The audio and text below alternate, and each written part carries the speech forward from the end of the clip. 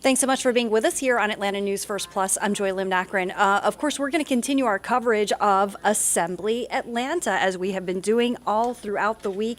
Of course, Assembly Atlanta is a 135-acre campus that is dedicated to film production and movie production, television production, or it will be, with places to live, to work, to play, and enjoy yourself as well. We have been broadcasting live from Assembly Atlanta in Doraville all throughout the week. Construction is still underway, as you can see, but it is quickly developing. Just the construction itself has created thousands of jobs, to bringing them into Doraville. And this industry, the film industry that is anticipated to develop around Assembly Atlanta, is expected to create at least 4,000 jobs as well. So we have extensive coverage here on Atlanta News First, and I should mention that our parent company, Gray Television, is also the ownership of Assembly Atlanta. Here is a closer look at what this is all about with my colleague, Don Shipman. The scale and scope of this project is massive. I think a lot of people don't really realize how transformative this is going to be. Assembly Atlanta sits on nearly 135 acres. The former GM assembly plant, now the site of Assembly Studios, housing 22 sound stages, along with production offices, warehouses, and space for TV and film productions. At the end of the day, this is a place where art comes together. What makes Assembly so unique is that it's mixed use. Eventually, you will be able to shop here, have dinner here, and even live here. It's very conceivable that as you come through here at any time, they may be shooting a scene for a movie. That's why we did it. Already, Assembly's owner, Gray Television, which is also the parent company of Atlanta News First, has entered into a long-term lease agreement with NBC Universal. Other movie production companies are slated to come on board too, creating thousands of new jobs for the surrounding communities. Amazing to see what Gray has been able to do, and even just comparing the site today to the site a year ago is just phenomenal. And back here along Assembly Boulevard, you're looking at New York City, another place that movies and TV shows can be filmed. Another place right over here. This is the public park. The public can come here and enjoy this park. There's going to be an amphitheater. Music concerts will be played here. There's going to be a couple of ponds, a beautiful green space for everyone to assemble. We're at Assembly Atlanta. Don Shipman, Atlanta News First. Our Don Shipman with that report. Just want to let you know about some breaking news into our newsroom just a short time ago. We've learned that former Trump attorney Sidney Powell has pleaded guilty in the massive Georgia election subversion case. Remember, she's one of the 19 co-defendants who are facing charges, or she's now pleaded guilty to charges. And these include violations of Georgia's racketeering laws, conspiracy, and numerous other charges. The accusations here are that not only Sidney Powell, but the former President Donald Trump and 18 others had basically conspired to meddle with the 2020 presidential election and overturn the results here in Georgia. But again, the major headline that we've just learned is that the former Donald Trump attorney Sidney Powell has pleaded guilty. And I want to note the timing here is extremely important and noteworthy because jury selection was just set to begin in her case, actually, and the trial itself in chief was supposed to begin. The case in chief expected to begin early next week, possibly Monday, depending on when a jury would be seated. But just in time to avoid all of that, we've learned that former Trump attorney Sidney Powell has pleaded guilty. And I should also note that Kenneth Chesbrough was set to stand trial at the same time as her, but obviously, we'll have to see what happens with that, if there is another guilty plea expected. But that's something that we're going to keep following here on Atlanta News First and Atlanta News First Plus. Also, just want to let you know about some of the other top stories. If you haven't yet downloaded our Atlanta News First app, I encourage you to do so. Also check out atlantanewsfirst.com because we also have this news of a UGA freshman dying after falling off of a cliff in Alabama, one of our top stories on atlantanewsfirst.com. Want to drive you over there to check that out. In the meantime, we are continuing our coverage of Assembly Atlanta as we've been live there throughout the week. I mentioned my colleague Don Shipman Just seeing if Don is still there, standing by for a report with us. Just kind of giving us a look at what Assembly Atlanta is all about. Here's one of his prior stories that he filed about public access there. Basically creating a place that's a small town. Construction crews and heavy equipment take up this space now, but in the coming months, that wide open plot of land right across the street from Brooklyn, New Orleans, and Paris will be a place for people to assemble. The public park on the outside will have a pavilion. The pavilions can be designed for movie nights or concerts. Assembly Atlanta is designed to look and feel like a city center. Along with the public parks, Gray Television's multi-million-dollar Basically creating a place that's a small town. construction crews and heavy equipment take up this space now, but in the coming months, that wide open plot of land right across the street from Brooklyn, New Orleans, and Paris will be a place for people to assemble. The public park on the outside will have a pavilion. The pavilions can be designed for movie nights or concerts. Assembly Atlanta is designed to look and feel like a city center. Along with the public parks, Gray Television's multi-million-dollar Doraville development project, which includes 250,000 square feet of stage space for TV and film production, will also include a boutique hotel, townhouses and apartments, and entertainment venues. We're doing a series of small restaurant buildings. Those buildings are exclusively for those restaurants that are sitting in this amazing food world of Beaufort Highway. Saw great potential in the area. In nearby Chamblee, executive chef Bethany Colden of Southbound, a restaurant serving up farm-fresh Southern food, sees the potential for more growth, especially with Assembly linking its own on-campus trail system into Chamblee's existing 2-mile rail trail. Connectivity similar to Atlanta's Beltline. Just watch that area grow, all the restaurants and condos and apartments popping up, walkability, people out. All right, I'm Don Shipman with that report. For Jason Marasini. Don is actually joining us live now from Assembly Atlanta, where he has been throughout the morning and every morning this week. Don, thank you so much for being with us. It looks beautiful. The sun is out now, and I can see how parts of this place are just so well developed already. How is it? It is, well, first of all, yeah, it is really beautiful out here today. A little bit of a breeze, but the sun is out and it's so nice. And think about it, we were in the 40s in the early morning for the early part of this week, so it's feeling a lot better. But yeah, I want to kind of show you around right here, because this is Assembly Boulevard, and then we've been talking about this all morning. You can see in the distance there the Assembly sign. That is brand new. That was installed yesterday afternoon. It took all afternoon to put up. All of those new letters right there, they're all lit in LED lights. Each letter standing just about a little over 11 feet tall, and it's on that old pedestrian bridge. That bridge was a part of the GM assembly plant. The workers would actually walk that bridge every day to get to work. The railroad tracks go underneath that. Railroad track's not there anymore. Now it's a rail trail. But when they deconstructed this factory after it closed, they managed to save a lot of different items, and that right there is one of the things they saved. They wanted to make sure they preserved it because it is kind of a historic icon of what this property once was, and now moving forward what it will be. And it really does look beautiful, especially at nighttime. I'm sure. I can imagine it is. I know. I shared with our viewers some of the stories that you put together this week, introducing everyone to Assembly Atlanta, and then the story that you did about public access. I know you worked on a story about catering in the movie industry. We haven't gotten to that one yet, but what else do you want people to know about Assembly Atlanta?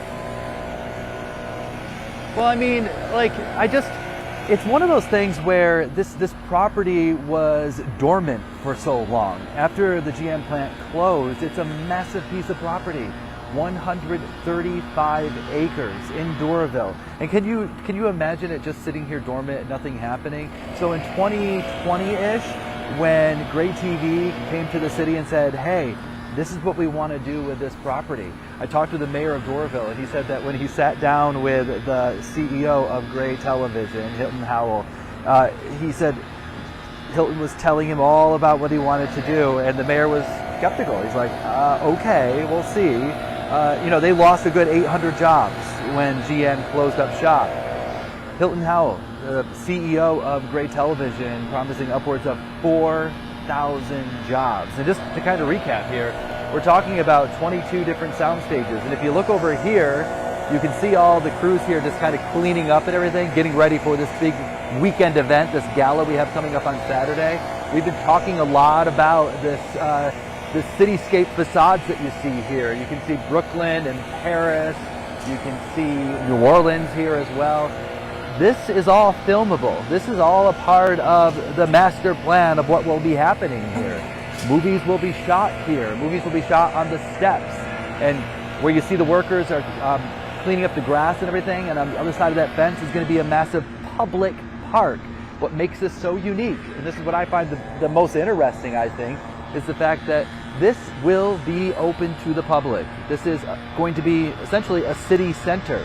People will live here eventually. People will shop here eventually. People will be sitting at cafes, having coffee and having some drinks and maybe having some dinner right here. Oh, and by the way, a lot of those restaurants and cafes are going to be coming directly from this area. Buford Highway, not that far from here. And if you're from Atlanta, you know Buford Highway is this melting pot food mecca from around the world. So many different things to check out. This facility is really spectacular, and in many ways it's very, very unique. There's nothing like it in Georgia, and there's nothing like it really across the country. The CEO of Gray TV, which is Gray TV is the parent company of Atlanta News First, in full disclosure, he believes that this is going to be a game changer for the film industry, not only in Georgia, but for much of the country. Yeah, absolutely. And, they've really been successful in showing what Georgia can do in terms of the film industry, really becoming the Hollywood of the South. Maybe they should start calling Hollywood the Atlanta of the West. Yeah, exactly. Pretty soon. You know what I want to tell you too, and I don't know. I don't think we have video of it, but I'll try to show a video of it at some point later. I'll take a picture and I'll put it on my social. But there is this massive retention pond that's behind all of these sound stages here, and it looks beautiful. And our studios that we have here for broadcasting this week overlook that retention pond. But here's the thing with that, and this is what I did not know until today. So from what I understand, Jaws, the movie, everyone knows that movie. It was filmed in like 2 to 3 feet of water. And they used a similar retention pond to do that. Well, now we have one here, right here at Assembly Atlanta. It's 3 feet deep. The water can be pumped in and out really quickly. So if you want to set up like Pirates of the Caribbean and build a whole set right in that pond, they'll take the water out, build a set, they'll pump the water back in, and it can all be done right here on a back lot here at Assembly. I mean, it really is incredible. And then if you need some indoor shots, you can walk 50 feet into a soundstage and shoot that in there, but then you need a city shot, another 25 feet, come outside, and you can film outside here. I mean, it's really incredible, streamlining the film and TV industry. Yeah. And I just called up that video showing the renderings there of the retention pond, and it's now pretty much complete, it seems like. But it's incredible, Don. I know you've had a really busy day, and you're continuing to have a busy day. Any final thoughts before we let you go? Oops, I think I may have lost you. I think we lost you. Oops. Hi, Don. I don't know if you can hear. Can you hear now me I hear now? you. Okay. I hear you. Sorry. Yep, I hear you. I mean, it's. Thank you for your reporting. It looks like an incredible facility, but you've done an incredible job of really highlighting how everything that it has to offer, and also how it's going to revitalize Doraville, which is so needed after the closure of the General Motors assembly plant. Any final thoughts, though, before we let you go? I think that, like, my final thoughts for today, I would just say that it's all about the behind the scenes. And we talk about that in TV and film, right? There's this massive group of people who are making everything happen, right? The same can be said about what's happening here right now. The construction crews that come in, we get here at 3:30, 4 o'clock in the morning. Those construction crews are making their way in as well at that hour. and this is what they're doing. They're putting up all the finishing touches. They're cleaning everything up. Everything is pretty much built now, and now it's just cleaning everything up, putting those finishing touches, making it sparkle, getting it ready for this weekend. I can tell you right now, this is Assembly Boulevard. They're going to have a massive red carpet, literally right down the street here. So when you pull up with in your car on Saturday, if you are invited to this gala, by the way, 2,500 people invited to this gala, you'll step out of your car right onto the red carpet. You'll run into our Ella Dorsey, who will be probably interviewing you because she's going to be reporting live on the red carpet for our streaming service. So yeah, it's lots of fun. It is lots of fun. But I want to give props to everyone behind the scenes making this all happen. Yeah, absolutely. Well, thank you so much to our John Shipman for your excellent coverage throughout the week and this morning, letting us see what Assembly Atlanta is all about. We really appreciate it. No problem. All right, have a great day, Don. Okay, I want to shift gears here and let's talk about some really unfortunate news, actually, that we have to let you know about. First, so you can see I'm on our homepage, atlantanewsfirst.com. I want you to click on this story right here. When you go there, if you're not on our website, or you have to download the app, I would suggest that. But a 6-year-old boy, we've learned, has died in an apartment fire. Such a tragic situation. We are working to learn more details, of course, but what we do know is that it happened in Peachtree Corners. This is according to Gwinnett County Police telling us this morning. They say that they were called to 4900 Springs Lane as an apartment complex there called 3500 The Vine, that had a fire. And they say that they found a 6-year-old boy in a unit, and he was not responsive, and they rushed him to a nearby hospital, but unfortunately he later passed away. Here is what is very interesting. Homicide investigators are currently on the scene. Homicide investigators. So big question marks there. They're looking into whether or not it was a homicide. This is a story we're going to keep following. Encourage you again to download our Atlanta News First mobile news app to get updates sent straight to your phone when there are answers about how this little 6-year-old boy was killed. So many questions about that as well. Okay, so we've talked a lot about Assembly Atlanta. I want to transition back to that because it's something that is really expected to revitalize the Doraville community. As I mentioned, General Motors assembly plant shut down there in 2008. Thousands of jobs were lost, and thousands of people moved out of that community because they lost their jobs. And it wasn't just that they were working at the plant, but they were patronizing the businesses in that community. The restaurants, the coffee shops, the bookstores, the gas stations, you name it. I mean, they created the community. They were essentially the community in many ways. Not to say that one doesn't exist there now, but there's a big void left, and the hope is that Assembly Atlanta is really going to fill that void. Just really kind of spelling out what it means to the community. Some new signs have been put up for Assembly Atlanta in Doraville. Let's look at more on that.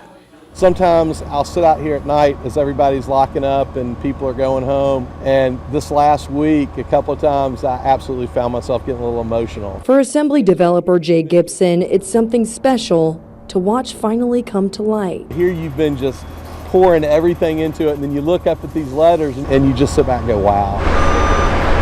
After more than 2.5 years of planning, envisioning, and building, Assembly Atlanta is finally unveiling its new and iconic sign lighting up the old General Motors plant bridge that was originally created in 1945. What once was a place where GM auto workers walked to access the car assembly plant. So the unique thing about the bridge is it is a part of history. It's a part of the plant itself. It was iconic in the day, and so we're going to keep that, and we're going to make it even more iconic. Is now a symbol of what will be assembled next at Assembly Studios. Action! It offers an opportunity for everybody, from the creative storytellers to the folks that make a living with their creative hands. Gray Television CEO Hilton Howell is excited to welcome hundreds of film and television makers to the set. And I do hope that 100 years from now, Georgia's a permanent place where films and television shows are made. And now, the lights are finally on, and the show is just beginning. This was a monument to Georgia to show the world what Georgia could do, and that was our goal from day one. I'm Tori Cooper, Atlanta News First. So much hope to the community of Doraville. We're talking about all these potential jobs that would come to Doraville because of Assembly Atlanta, all the new life it could bring, the offerings beyond just the work opportunities, but, just go hang out, have dinner, whatever. It's going to offer all of that. So how do people get there? There is a pretty good highway system leading to that area, but we're talking about a massive shift potentially in the way that people live their lives and where they're living their lives.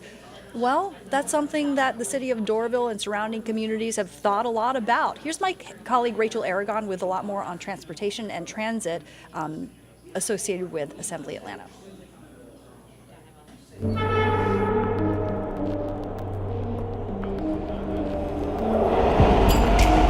Transportation is key for those who live and work in Doraville.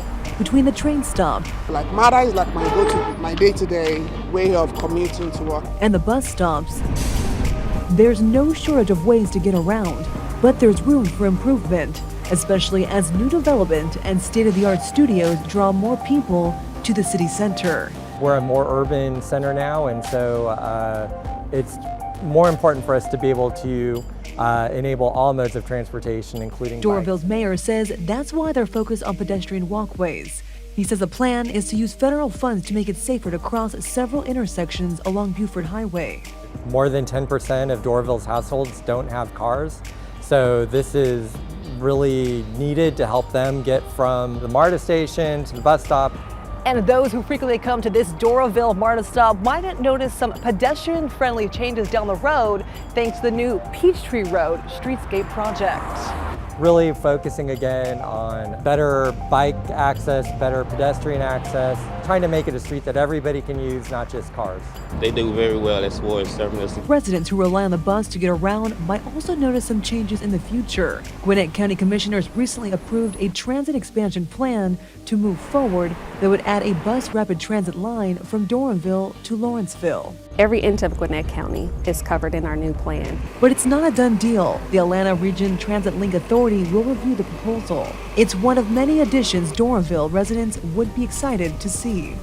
I can't wait for the foundation to actually get done and be finished so I can actually see how it looks, and I can actually visit it myself and try out a couple restaurants and see what's going on with it. In Doraville, Rachel Aragon, Atlanta News First. Of course, so much excitement in Doraville and a lot of planning that's going into what's going to happen to the community and hopefully, very many positive effects from Assembly Atlanta. But it's really important to remember the history here. I mentioned to you the fact that there was a General Motors assembly plant that was built there in 1945 and brought thousands of jobs to the community, kind of became the backbone of the community for decades until it shut down in 2008. But another piece of the history there was a refinery fire, and that really devastated the community as well. My colleague Tim Darnell has more.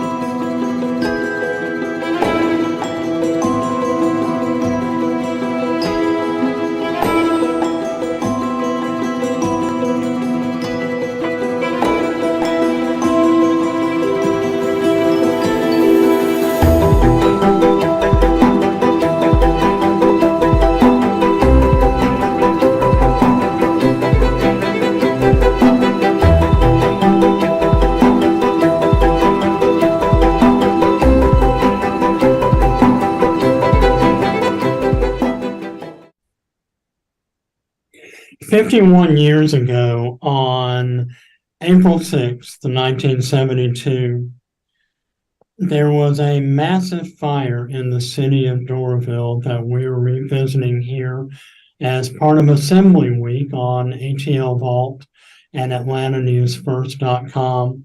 The Triangle Refinery fire lasted for 3 days.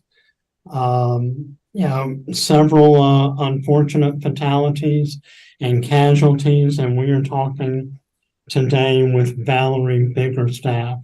She is a blogger and a columnist for Appen Media, who owns the Dunwoody Crier, one of Metro Atlanta and in-town Atlanta's foremost long-standing journalistic icons. And Valerie, I came across, I'm going to do full disclosure. I actually remember my parents and grandparents taking me up Beaufort Highway in 1972. We were at a distance and we saw the huge black billowing clouds of smoke that just hovered over Beaufort Highway in Doraville. So I'm one of those people, I have a vivid memory of it. You covered the 50-year commemoration of the fire for Appen Media and several other publications. You came across just some fascinating details. Can you first of all just tell us how the whole thing started? How the fire started? Mm-hmm.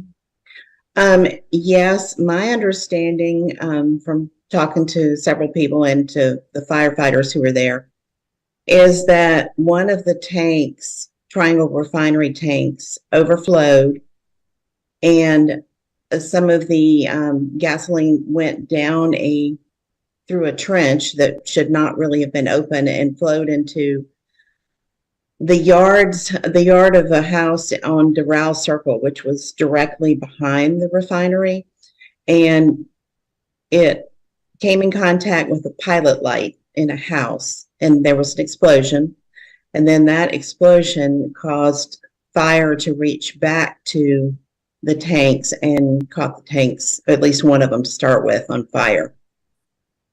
And then it just spread like from there.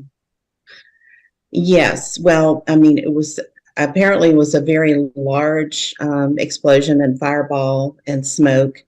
And although I did live not too far away in 1972, I don't remember much about it. And my family did not ride over and get a closer look. I was a student at Henderson High School and lived over on the other side of the school at that point, off Briarcliff Road. But another student that I spoke with from Henderson High School, who was working at Winn-Dixie in Embry Hills, so he was along Chamblee Tucker Road at Embry Hills, he said he could see it from there. He could see the smoke and he was there the day that it happened. So there's a lot of people that have very vivid memories of the explosion and the fire and the smoke, and not just the visual part of it, but the smell of smoke. And some people even said they could feel heat, from certain distance, even though they were not right there, right next to the fire. Where was the Triangle Refinery located? It was in Doraville and along Winters Chapel Road, and there's, it's still there. I and understand Triangle it's owned Refinery. by Citgo Petroleum Corporation now. Am I correct?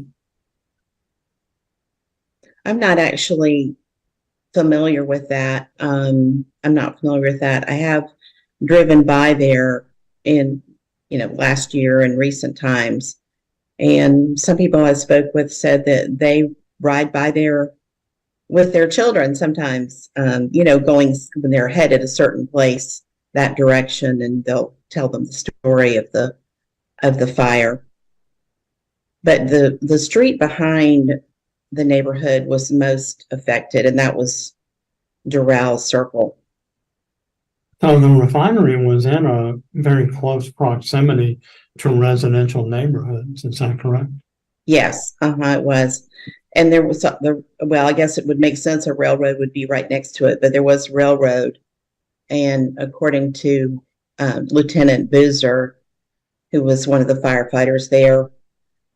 They had to run some of the hoses under the railroad tracks so that for a while the railroad traffic had to be stopped until they got hoses under the tracks, and then they let it resume. And it did go on for 3 days, as you mentioned. And my understanding is that 2 people died. Now, I may not be correct on that, but I believe 1 Triangle Refinery employee died, and 1 person who lived on Doral Circle died.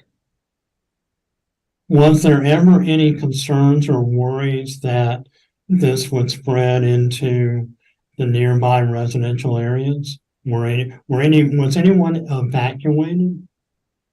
The people on Doral Circle were evacuated, and people who lived along Tilly Mill Road were also evacuated for a time, which was very close by. The Tilly Mill Road on that side, not more on the Dunwoody side. But there were evacuations. Some people were evacuated to nearby schools for a day or 2. The General Motors plant was one of the foremost employers in Doraville at that time. In your research, were there ever any concerns that the automotive plant would be impacted by the fire? I don't believe so. From talking with the firefighters, and back to your question about neighborhoods, it seemed that they really were more concerned with the adjacent tanks catching fire. And they did. It started with 1, and then I believe 2 and 3 both caught fire, but their focus was to keep it from spreading to the other tanks. And so they just had, everyone in DeKalb County and other fire departments came in as well. And then they brought in some special, Lieutenant V. Boozer told me about special foam that they used to try to help put the fire out. It's the same kind of foam that was used for, and may still be, I don't really know, but it was used at oil fires, like at oil pipelines, and in Texas is where the foam was used before they brought it here to help fight that fire. But I don't believe there was a concern. I mean, they may have been concerned, but it stayed there, and they were able to contain it within Triangle refineries, other than the damage to the adjacent neighborhood.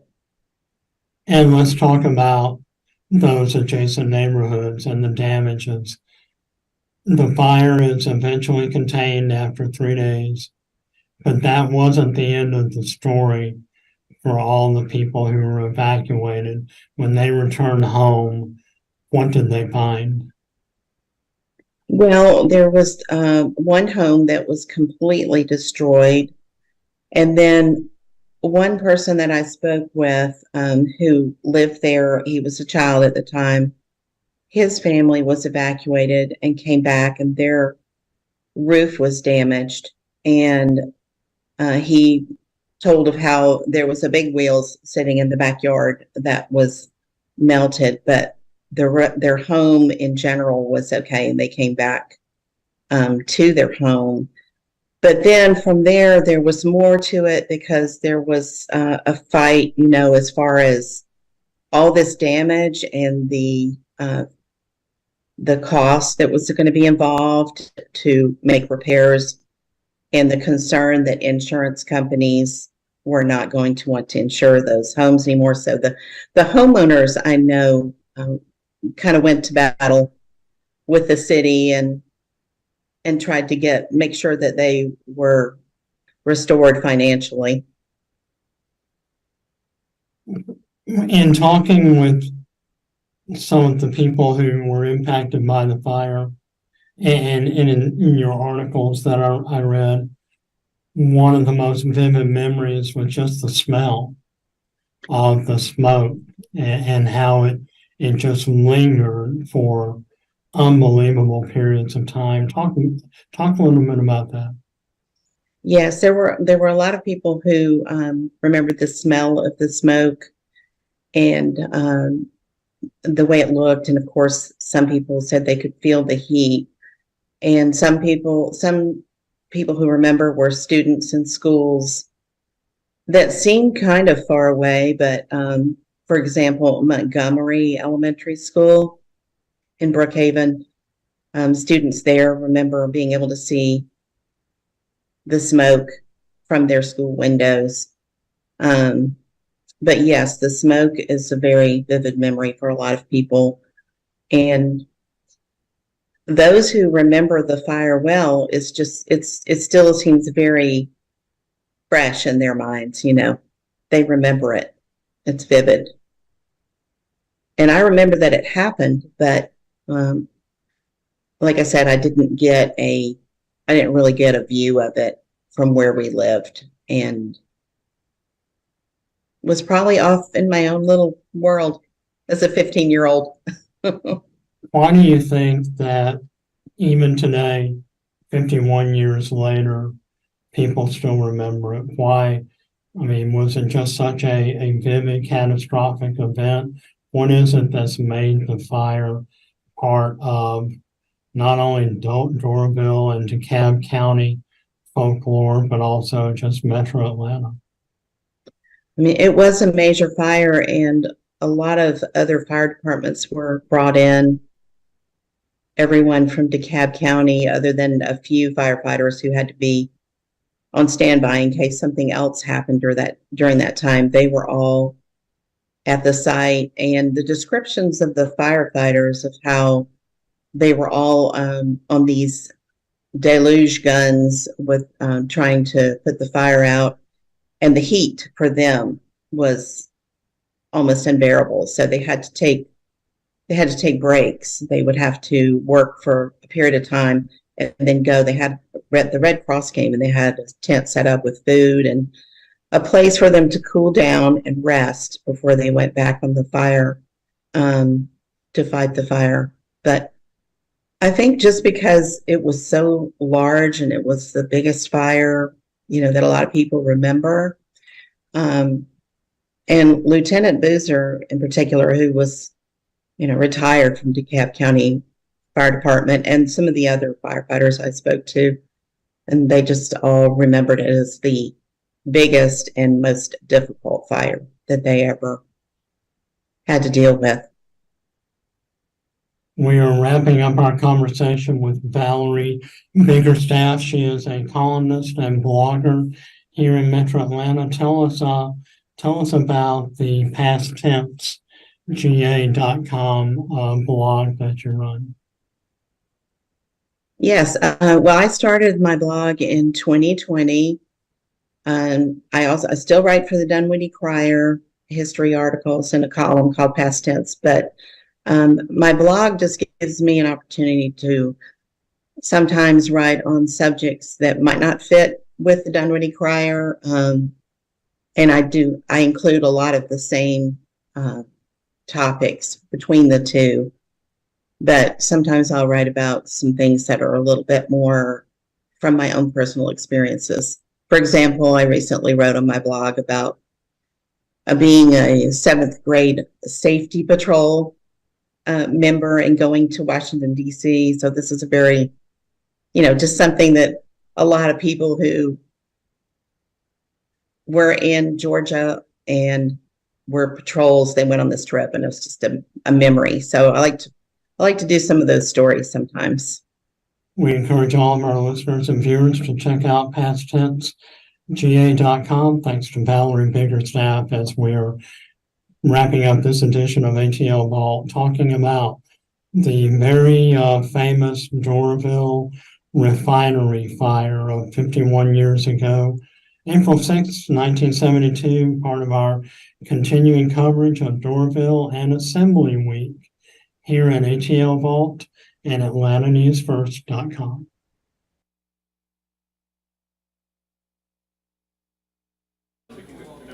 And our thanks to Tim Darnell for that story.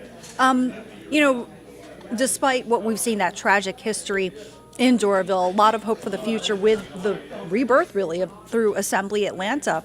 But Georgia has a very rich film history beyond what we're seeing pop up in Doraville now. Let's take a closer look at that with my colleague Maria Moreau. Quinn, you briefly touched upon this. Then Governor Jimmy Carter at the time, heavily involved in the beginning of film here in Georgia and really what we recognize as today, the Hollywood of the South. With your own involvement in looking back at this moment in history, take me back to before Carter era and the beginning years of film in Georgia, the spots that we started to see. Well, Jimmy Carter has never been given enough credit for actually starting the Film Commission, and there's always been some disagreement as to whether Georgia was first or maybe New Mexico was first. But certainly Georgia was one of the very first film commissions in the United States. It all happened through the movie Deliverance that was done in 1973. And Jimmy Carter went up to where the movie was being shot and looked around, like a lot of people didn't realize the amount of jobs that came with that kind of production, and realized these were high-paying jobs, no environmental impact. It touched so many other industries, restaurants, car rentals, on and on and on. And he realized that this was a big opportunity for Georgia. And remember, Georgia was a lot different in 1973 than it is today. And he felt like this could be a real boom for the state in a lot of different ways, not just with economic impact, but also the amount of attention it would bring to Georgia. And he felt that it would also bring other jobs and industries that would come to the state. And so the Georgia Film Commission was formed, and I believe Ed Spivey was at that time the first executive director of the Film Commission, and it took off, and then other states obviously began to realize what impact the movie industry could have in their own states, and so film commissions started popping up all over the country, and it became very competitive. And truthfully, after Carter left office as governor, the other governors really, frankly, didn't pay that much attention to it. And I'm sure, I don't know my history. My history was that in 1999, Governor Barnes appointed me to take over and become the film commissioner for the state and form a board and try to really resurrect the industry, because we had fallen from grace. I mean, we had been probably number 3 or 4 at one point, and we were probably 10 or 12 at the time that I took over and put together this incredible board to rebuild this industry. And I'm glad you mentioned that. We're talking now 50 years later since the opening of the commission and your involvement in that part of history. This was such a new concept and a vision, and Deliverance set so much confidence in bringing that to life. What are some of the conversations that you were having as you were taking this leap of faith and moving us into this future of film that we recognize today?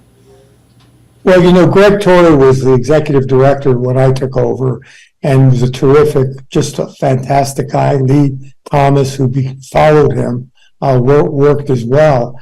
And I think one of the reasons we succeeded was honestly because I didn't know anything about the business. I mean, I just plunged ahead.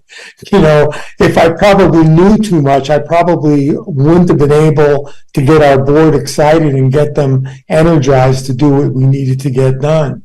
The roadblock was that we just had fallen from the kind of incentive other states were offering. We didn't have infrastructure like other states had.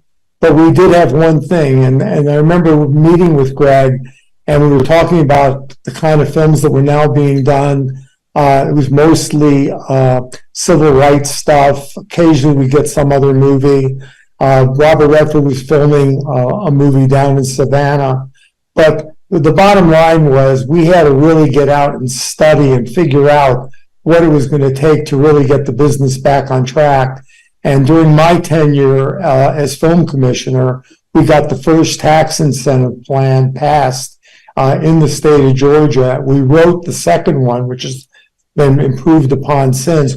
I left the office, 40 years after I started, and then that second incentive plan actually came into effect the year after I left. And it's just been, I think when I got there, we had about 170 million in economic impact for the film industry, but most of that, frankly, was music. And when I left after that first tax incentive, we were over $1 billion. And today, it's 10, $12 billion. It's amazing what's happened. You actually are spot on. It is $12 billion, which from where we started in this short amount of time is just massive and significant to think about. What do you think is the significance of film for so many of us that connect to it on a deep and personal level, and how it plays out in economic impact and cultural and societal impact? Well, the one thing I didn't mention, and the one thing that Georgia really had back in '99, and the reason that we continue to get at least some films, we had the phenomenal airport that we have today, then and now. And so it made it very easy for film crews to come in, producers, directors, to be able to come into Georgia and then also be able to go home. But the thing that people don't realize, when you make a movie or you may have a television series in anywhere around the state, it affects everything, and it's clean. It's a clean industry. It's the highest paying jobs that I know of any industry, even from an entry level standpoint. And so it affects restaurants, it affects car rentals, hotels. And so one of the things that we had to do as we were talking about rebuilding it, we had to go around the state and educate communities about why this industry was so important. And part of the reason we did that is we wanted pressure put on legislators, frankly, to pass that first incentive. We wanted them to know that if they went home, they were going to have some very angry constituents. So I traveled the state for months, flying all over the state, going to Rotary clubs, Chamber of Commerce's, and talking about the impact of the film industry and what benefits it could provide for communities, especially communities that were, losing industries and losing jobs. And this was a way for them to get a lot of that revenue back and get those jobs back. You've had a lasting impact on film here in Georgia and really across the country through your time in public office as commissioner. Hearing the future that's taking hold today, the development of a project like Assembly Atlanta, taking over the former General Motors assembly plant in Doraville, creating jobs, creating this immersive space for livable housing and retail, and so many opportunities for more film to come. What goes through your head? Well, I remember sitting in an ideation meeting with our board, and I remember somebody saying this, and it wasn't me. And one of the things that I will say about this is that there were 40 dedicated people on this board that really wanted to see this industry come back. And one of the people in the room said, what Georgia's got to be able to be, we can no longer just be a receiver of this business. We've got to be a beacon. We've got to find a way to send out the message about how great Georgia is to do business. And that began the beginning of how we had sought to transform what Georgia was doing. What's happening with this new studio, honestly, was one of the big dreams that was laid out just in that ideation meeting. It would be a place that would have retail, it would have housing, it would have this phenomenal studio, editing, all of the things that have all come to pass. It is mind-boggling, frankly, for me, and it's so incredible to see that what we were able to do in those 4 years and how it's grown and the impact that it continues to have today. Frankly, I've been very fortunate in being involved in a number of businesses, but there's no doubt this is the thing I'm the most proud of in my own career. And as we look to the future with Assembly Atlanta, what do you have to say to film projects out there, businesses that are looking to Georgia now, recognizing it as a major film landscape and a space for them, and wanting to make that move to invest here?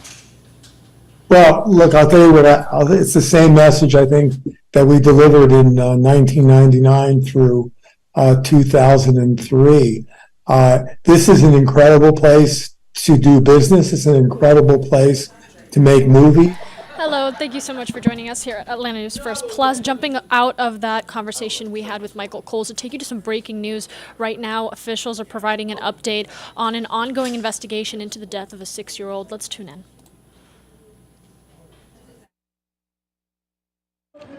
You're what's up? We're all here. Setting up.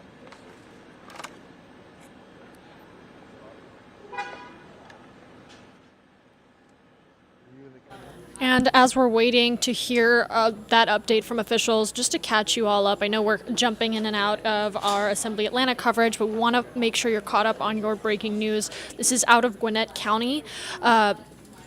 Police are now investigating the death of a young boy in the Peachtree Corners neighborhood. That investigation kicking off on earlier this morning, and I do believe we are about to hear from the fire PIO, Public Information Officer for Gwinnett County. Let's listen in. This morning at 7:45, units were dispatched to the 3500 block The Vines apartment complex for a structure fire. Upon arrival, units found no signs of a fire at the complex. They did a walk around, heard some audible alarms coming from a unit. They forced entry into the unit, found some fire that was in 2 different bedrooms. One of the bedrooms, they did locate a victim. During that rapid search, they were able to bring the victim out, and the victim was transported to a local area hospital. At this time, we're also coordinating efforts with Gwinnett County PD, as this has now turned into a scene for them. Are there any questions? Can you talk about the victim? At the time, right now, the victim is approximately around 6-year-old male victim that has deceased. Died of? Stab wounds is what it looks like. Okay, can you talk at all about the fires, how they were set, how? I do not have any of that right now. Our arson investigation is working with Gwinnett County PD. I imagine those fires are out. There's no longer any active fire. The fires were put out very rapidly. They were small in nature. Confined just to that apartment? Just to that apartment. There's not going to be any displacement by residents at this time. We've gotten in touch with the property management, and they're going to be able to relocate anyone that is needing relocation. But the fire was contained just to those 2 areas of origin. Did the fire start on purpose? We do not have that information at this time. Already, and you said that the victim was found in one room. Was the fire in that room? Was that one of the rooms? I'm not going to disclose that location just yet. Can you talk a little bit about, I know one of the reasons you were able to go into that unit is because you heard fire alarms. The importance of that, how that played a role in this case. Right, so yes, there were audible alarms that they heard. So yes, that does play a huge factor into us locating it. But also, just having those in your house is a big thing. Smoke alarms, obviously they do save lives, and in this case, a life was lost tragically, but we were able to locate where that apartment that was on fire. So,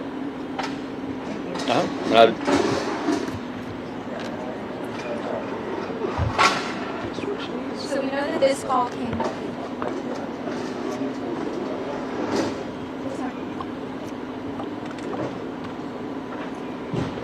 There's a space right here. You want me to hold the mic?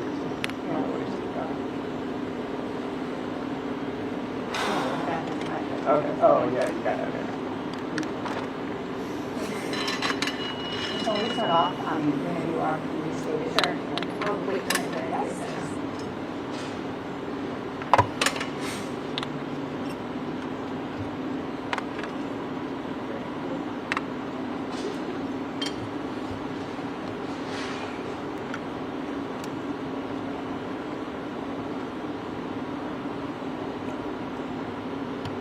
Check.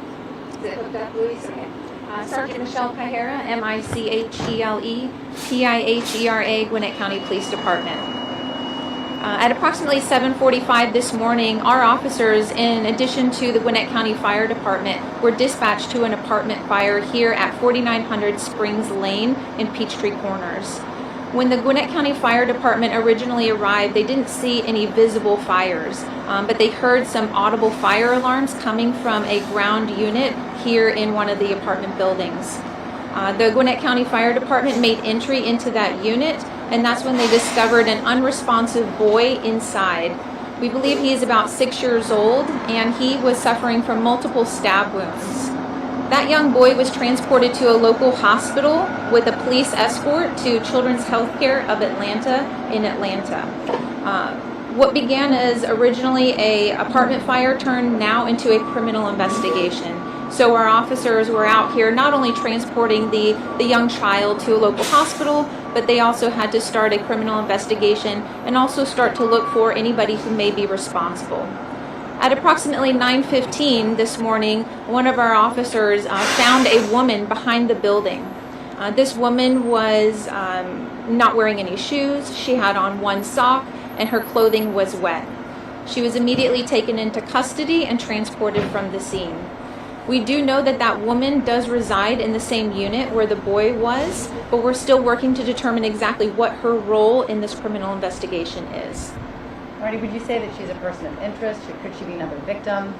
At this point, we believe her to be a person of interest, but it's still too early to officially name her as a suspect until criminal charges are filed. Do you think she's been there the entire time if this was called in at 7 and not found until 9 o'clock? It's unclear right now exactly how long she has been either inside the apartment or even outside before our officers found her. What was the nature of the relationship between the two, the boy and the female? We're looking to determine exactly their relationship, but it's very likely that they are related, familial. They're family related. Can you talk about responding to a scene and seeing if, any murder or Look, the IFB's failing again. The number that she gave you? Yeah. Inside and do our jobs, but we also know that there's a human aspect to this. So we have a team of chaplains who are not only here on scene, but they're responding to the hospital. They're also responding to a local precinct to help the officers who may need to talk about this. And we also have our CISM team, who is also peers. They are people that work for our department, and if the officers want to talk to one of those members, they're more than happy to. The person of interest, was she hiding, or was she just kind of walking around, do you know? The person of interest behind the building, we don't believe that she wanted to be found. So it's possible that she was hiding, and we're looking to see exactly where she was from the time the apartment fire started until she was found. Did you find a knife on scene? I don't know. I don't know if any weapons were found on scene. The fires, do you know their role in this? Does it appear that they were incorporated with the stabbing? Were they separate or involved? So the question is, what is the role of the fires play in all this? And I think it's still too early to tell. That's something that we're going to work very closely with the arson investigators over at the Gwinnett County Fire Department to determine exactly how those fires played into this criminal homicide. Are you looking for, does she have any injuries on her, the woman? She was transported to a local hospital with non-life-threatening injuries, and following her treatment, she'll be transported to Gwinnett County Police Headquarters for an interview. Did you say that this woman was, she didn't know where she was or was looking for something? Do you think she was in that condition or under the influence? I don't know her condition, so I don't want to speculate on her mental condition at the time she was taken into custody. Are y'all looking for any other suspects? I don't know if we're looking for any other suspects. I know that we want to interview her and determine exactly what her role is in this criminal investigation. Now, you said that they likely lived in the same apartment. Was anyone else residing there? I don't know if anybody else was residing there. I know that nobody else was at home or inside the unit when the officers and the fire department arrived. Do you have an age range for her? I don't. No, I don't have an age range for the woman. Okay, thank you.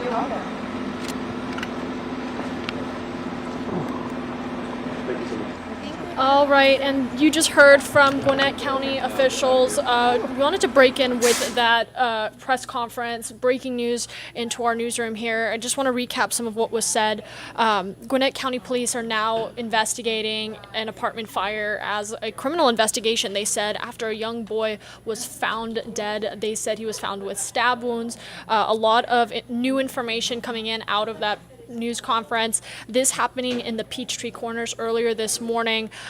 Police and fire responding to Springs Lane, if you're familiar with that area in Peachtree Corners, along an apartment complex called 3500 The Vine. Now, they initially responded to a fire, and that quickly developed into now a criminal investigation and a young 6-year-old boy found dead with stab wounds. Now, we did learn in this news conference a woman has been taken into custody. What her role in all of this was, it remains unclear according to officials. They said it's still very early on in the investigation.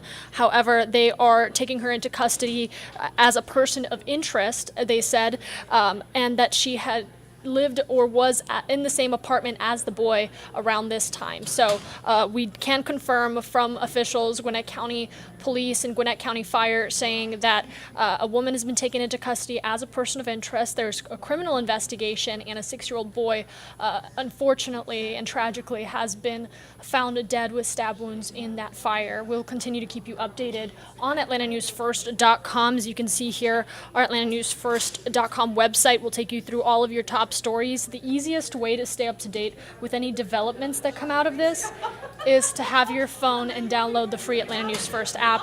I can't emphasize that enough. We'll send push alert notifications directly to your phone on stories like this, especially if they impact your community. We're going to keep you updated, and we'll continue with our Assembly Atlanta coverage as we build up to the grand unveiling here on Atlanta News First Plus after this quick commercial break.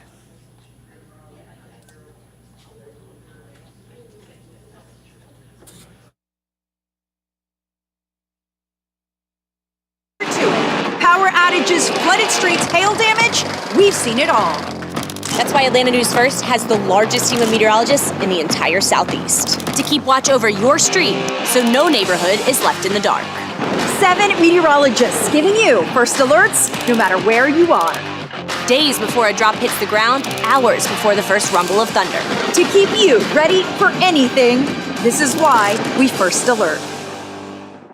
This is your home for Atlanta TV.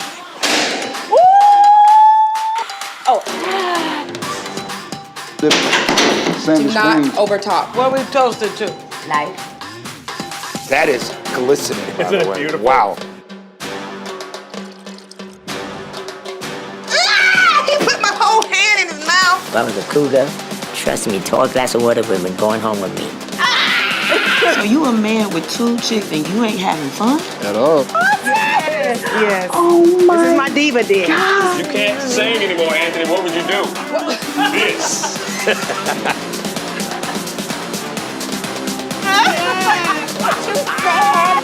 It's all local and it's all Atlanta.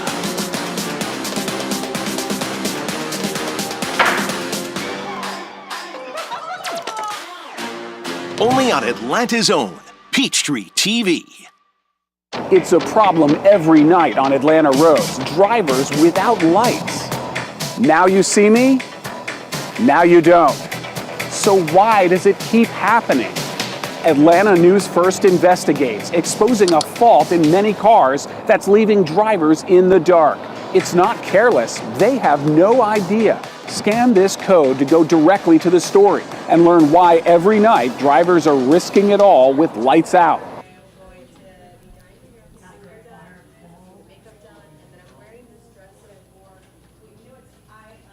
Hey there, folks. Good morning to you. Thank you for tuning in and for watching. Time now is 11:05. We're going to shift gears here, give you an update on the first alert forecast. We do actually have a little bit of weather to talk about, some changes underway. You may notice that we have more clouds up in the sky. In fact, let's take you live outside right now, looking across the connector. That's Midtown, and then there in the distance, downtown Atlanta, and the general east side of Cap County beyond that. A little hazy. We still have some sunshine, but also have more clouds up in the sky this afternoon and and for the rest of the day heading into this evening. So thank you for tuning in, for joining. I'm First Alert meteorologist Cutter Martin here to give you a check of the First Alert forecast. And it is a nice one out there. Temperatures roughly the same as they were yesterday. With pleasant conditions across the area this morning. You probably did need a jacket. We will see temperatures nearly as pleasant this afternoon as they were yesterday afternoon, and the forecast for the most part today remains rain-free, though there will be some changes, especially as we get into our Friday. So again, want to give folks just a couple more minutes to tune in before shifting gears and really diving deeply into the forecast. Don't want anyone to miss anything. And temperatures right now are in the upper 50s and lower 60s across North Georgia, 57 in Covington, Carrollton 57, the Hartsfield-Jackson at Atlanta International Airport coming in at 60 flat. Likely a little cooler than some of our northwestern communities because there are more clouds over the city right now. 64 LaGrange, 63 in Rome, 62 in Blairsville. So it is an absolutely stunning late morning heading into afternoon out there. And we're forecasting it to remain a nice afternoon across North Georgia and metro Atlanta. Temperatures probably peaking upper 60s, lower 70s, about where they did yesterday afternoon. Official high temperature yesterday in Atlanta was in the lower 70s, 71 degrees. Some did stay in the 60s, and probably some neighborhoods will again today. Hour-by-hour forecast, temperatures warm quickly over the next couple of hours from the lower 60s back into the upper 60s, and then eventually lower 70s, 71 by 5 p.m. With more clouds, we're already partly to mostly cloudy. I think we're really going to lock in some of that cloud cover as we get into the late afternoon and the evening. A 20% chance of rain, not going to amount to all that much, very spotty, kind of sprinkly. Most are dry for any evening plans. Temperatures back into the lower 60s by 9 p.m., 59 by 11 p.m., and of course temperatures tonight into tomorrow morning will actually be a little bit milder, mainly because of the cloud cover, but also because of some showers moving through and more of a southeasterly wind. So a change in air mass, a change in wind direction, and the addition of clouds. That'll help keep temperatures up across North Georgia and metro Atlanta overnight tonight into tomorrow morning. Case in point, let's look at low temperatures. The forecast for tomorrow. Inside the metro, going for mid, maybe some upper 50s in there, most between about 54 and 57 degrees. So really no 40s on the maps tomorrow morning, especially across the metro. Even Blairsville, a little warmer, 51. No 40s up there, except for maybe your highest of elevation communities, mountain peaks, places like that. 54 your low temperature in LaGrange, Griffin in the mid 50s, 54. See the word upper left in corner, of the screen. There will be more clouds and some showers even around tomorrow morning. Do have a first alert for tomorrow. Again, let's roll back the clock here. Starting at midnight tonight, we're pretty quiet. Before then, we could have a couple of showers work their way through, as you see the clock upper left-hand corner of the screen here, during the drive home, but very brief, very light, and relatively spotty. We're talking pretty minimal coverage of rain this afternoon, this evening. Most, I think, are fine and don't have much of an impact to their evening plans. And then late tonight, early tomorrow morning, again, clouds moving in, southeast breeze, both of those factors helping to keep temperatures a little warmer, mostly in the 50s out the door tomorrow morning. And here we are at 3:45 a.m. Rain is already approaching metro Atlanta. Now, data has been a little bit back and forth with the exact timing and the exact extent. So some subtle fluctuations in the forecast remain possible. Nonetheless, overall impact will be to wet some of our roadways heading into the morning commute tomorrow. Could slow you a bit. Need to make sure your student maybe has the umbrella waiting at the bus stop tomorrow or a rain jacket.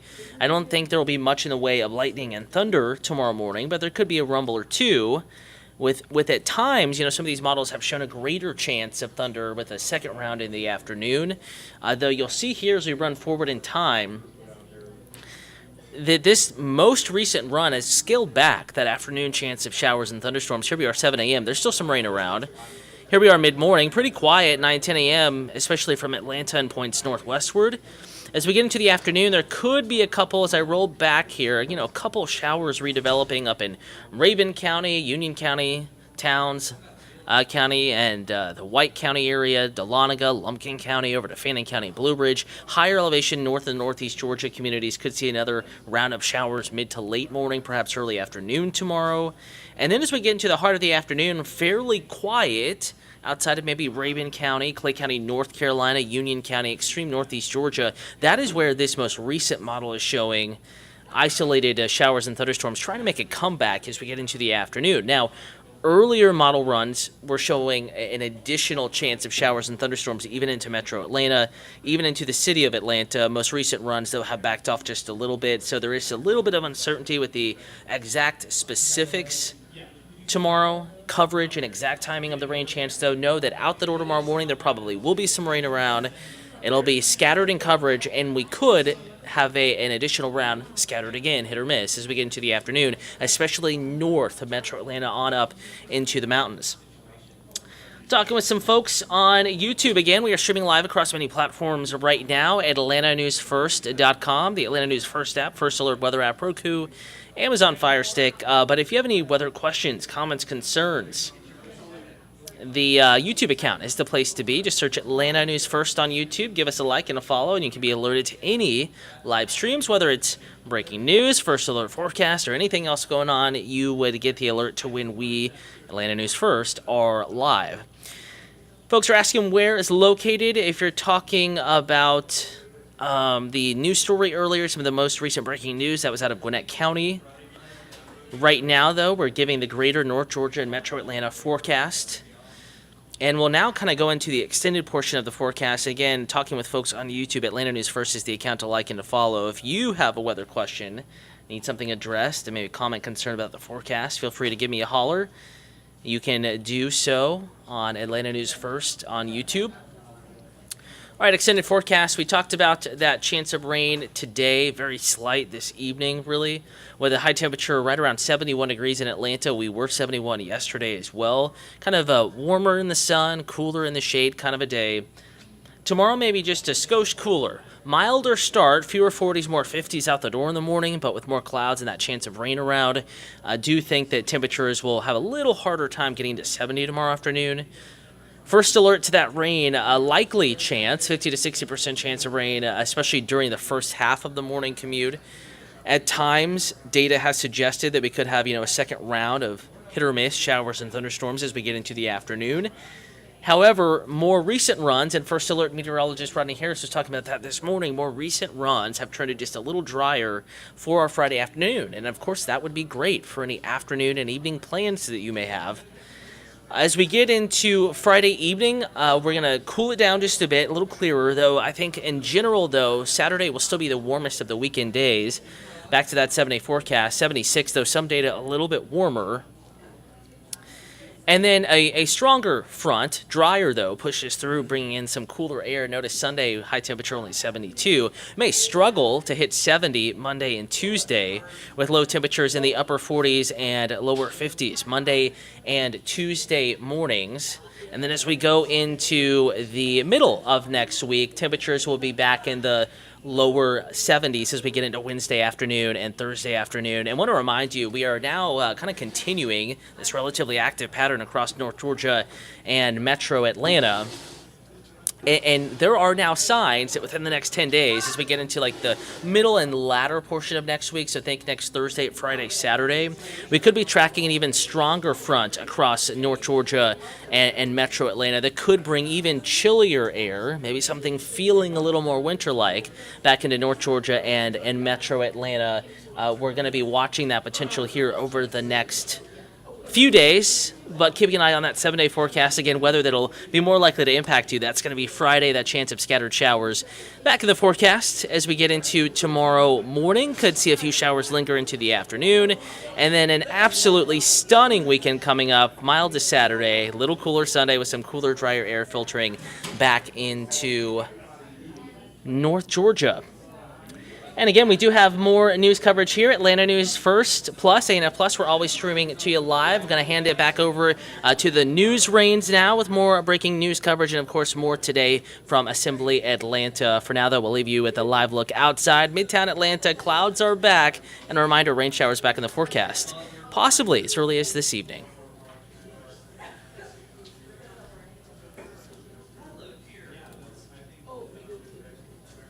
All right, everybody, a quick switcheroo out there with Cutter. Wanted to get you your weather. We know we've been talking a lot about Assembly Atlanta, but we know how big Atlanta is for changing weather, especially at this time around. It is cold in the morning and you're peeling off the jackets in the afternoon and putting them back on a couple hours later. So Cutter bringing you your weather forecast ahead for the weekend, especially. Now's the time to start making those plans, those fall plans. But we want to get you back to our ongoing Assembly Atlanta coverage. We have a lot to talk about. All of our Atlanta News First reporters hard at work telling the stories of both the Doraville community and all of the hard work and passion and years that have gone behind creating Assembly Atlanta and bringing it to its glory today. Soon, one day from now, tomorrow, is the big unveiling, and you'll have a chance to see Assembly Atlanta as it opens up officially. We actually got a chance to speak to some of the people that had heavy involvement in bringing this vision to life. The first, as I'm looking for this video here, bear with me, the first none other than our very own visionary, CEO of Gray Television, Hilton Howell. Here's what he had to say about Assembly Atlanta from when it started as a simple idea and conversation to today, and all of its 135-acre glory, a future of film here in Georgia.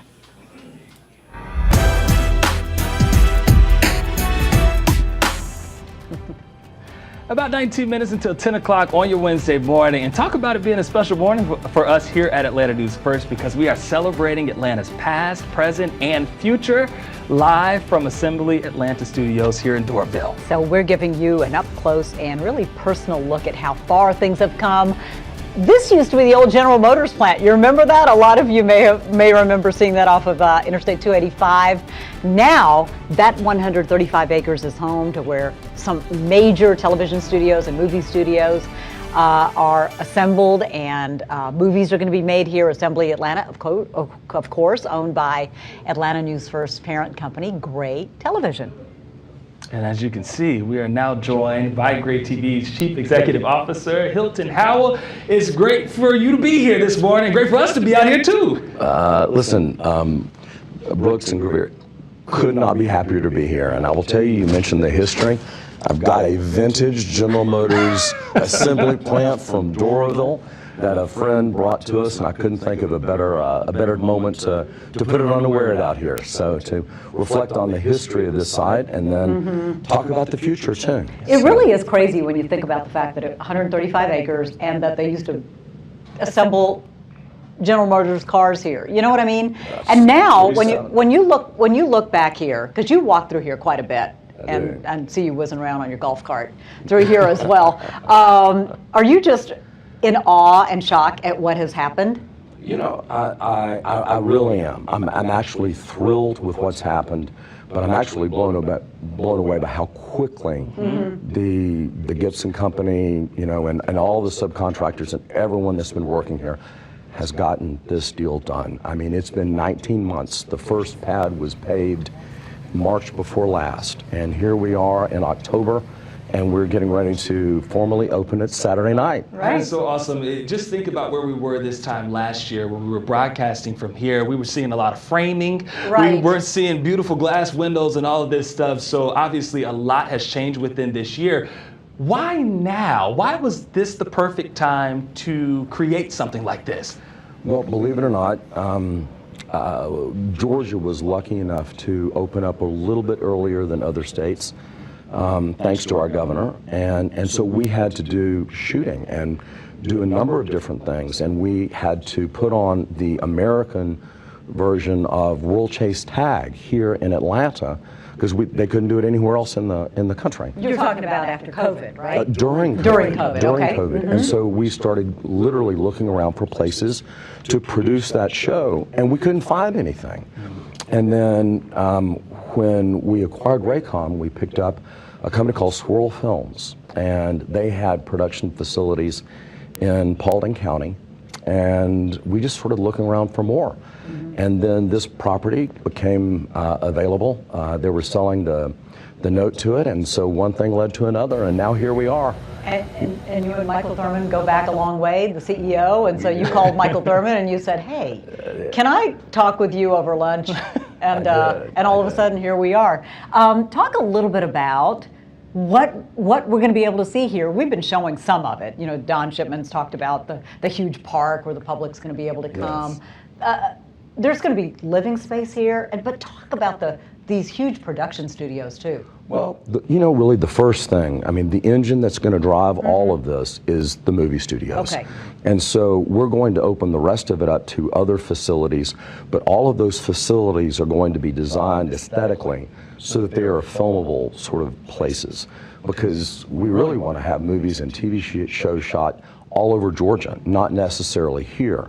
You have certain scenes that have to be seen or shot at a stage. And so the reason we did the facades, and even the facades here, which were sort of our version, these glass buildings of sort of a modern world, and something that's not, that common, we want them to show Georgia, but when they need to do something else, we want to do it here. So we have the facades, we have the interior, we have the stages, and then everything we're going to build out there will be filmable, but it'll also be something that will be accessible to the public. I did see Don's report this morning. I mean, we're going to have a beautiful 5-acre park. We'll have a performance venue at the end of it that is in the process of being built. And so what I'm hoping to be able to do is have folks come bring their blankets and their picnic baskets out and watch the movies that are produced here in Doraville. Right. And we have the exhibits of what's going on and the premiere locally of those movies here for all the community. So. That's so awesome. And we know that it requires a lot of people to run a place like this. How many jobs are we talking as far as people, the crews, not just within the film industry, but even people who are out here making all this happen? I think right off the bat, the number that we anticipate is 4,000 jobs. And most of those will be through Universal, our partner that are here on the set. But beyond that, as you look at the production and all the rest of the crews that come with that, it may be up to 9,000 sort of individual jobs just here out of what we've done in this portion of Assembly Atlanta. So we're very excited about that. It's going to be super cool. You got the big grand opening this weekend, right? And so this place behind us is going to be lit up. Oh, it's yeah. going to be wild. It's going to be. It's going to be a party, Hilton Howell. It is. Well, we are throwing it for. This is an opening for the people of Georgia and Atlanta, and so I know that you guys are going to air a red carpet show on Peachtree TV live, and then we will be carrying that nationwide on local news live over the top, and then each of our individual stations in 114 markets are going to be putting a little special on, and so we'll get a chance to show Assembly off, show Atlanta off, and show Doraville off, and show Georgia off. Well, they're working hard to make it happen, I can tell you that. Got people in hard hats all around us. Thank you so much, Hilton Howell. Appreciate you joining us. Yes, absolutely. Congrats. That was our CEO, visionary Hilton Howell, talking about all the excitement that's yet to come, both in the coming days and in the future here for Doraville, for Georgia. And by the way, if you haven't been keeping up with our newscasts, we have been broadcasting out of Assembly Atlanta on site. That is a live picture you're looking at right now. A very familiar desk where our anchors bring you your top stories and the news affecting your community, keeping you informed here in Atlanta. Well, now this week we are doing it at Assembly Atlanta. It's all to highlight the amazing work that's gone into bringing this 135-acre space of opportunity to life. I mean, we're not just talking about film production, we're talking about retail, small businesses, livable housing coming to this area, and as Hilton put it out there, bringing with it thousands of jobs and thousands of opportunities for so many, both in Doraville and across Atlanta. If you haven't been following our newscast, our Atlanta News First anchor reporter Tori Cooper actually went down to Assembly to capture the moment that famous sign that you might recognize from General Motors Assembly Plant be transformed into Assembly Atlanta, lighting up for the first time. Sometimes I'll sit out here at night as everybody's locking up and people are going home. And this last week, a couple of times, I absolutely found myself getting a little emotional. For Assembly developer Jay Gibson, it's something special to watch finally come to light. Here you've been just pouring everything into it, and then you look up at these letters and you just sit back and go, wow. After more than 2.5 years of planning, envisioning, and building, Assembly Atlanta is finally unveiling its new and iconic sign lighting up the old General Motors plant bridge that was originally created in 1945. What once was a place where GM auto workers walked to access the car assembly plant. So the unique thing about the bridge is it is a part of history. It's a part of the plant itself. It was iconic in the day, And so we're going to keep that, and we're going to make it even more iconic. Is now a symbol of what will be assembled next at Assembly Studios. Action! It offers an opportunity for everybody, from the creative storytellers to the folks that make a living with their creative hands. Gray Television CEO Hilton Howell is excited to welcome hundreds of film and television makers to the set. And I do hope that 100 years from now, Georgia's a permanent place where films and television shows are made. And now, the lights are finally on, and the show is just beginning. This was a monument to Georgia to show the world what Georgia could do, and that was our goal from day one. I'm Tori Cooper, Atlanta News First. An awesome report there from our very own Tori Cooper, taking us out there. Once you are able to see it in person, I mean, it is a breathtaking sign and a symbol of hope for the future, for opportunity, job creation, and just an impressive space, 250,000 square feet, really an immersive environment. There's studio sets and sound stages that mimic real towns and cities that we all love to visit. So we're going to continue to take you through all parts of Assembly Atlanta, but I wanted to take a moment to talk about what we have coming up next. We are going to be joined by the Georgia Production Partnership and their work to bring filmmaking, film production to Georgia as it continues to grow into a media giant for both filmmaking and entertainment. That's coming up in about 5 minutes, but before that, let's talk about job creation and incentivizing film industry work here in Georgia. As our Rachel Polanski will take you, it took a legislative effort to bring that tax support to filmmaking. Action!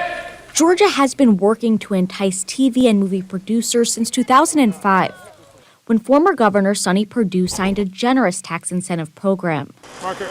Since then, the tax credit for production companies has only increased, now up to 20%, with an extra 10% if the film includes the Made in Georgia logo in the credits. Let's do this. In Georgia, they've kept it going, and they've committed to it through different administrations. Senator Donzella James wants to keep things exactly as they are, saying if it ain't broke, don't fix it. Tax credits encourage them to move here, and we want to keep them here because it's not just for the film. Everything from catering and hairstylists and makeup artists to film the ones who build the sets. And in fiscal year 2023, 390 productions were filmed in the Peach State, with $4.1 billion in direct spending going into Georgia's economy. So I think it's a win-win for the state of Georgia. But not everyone agrees.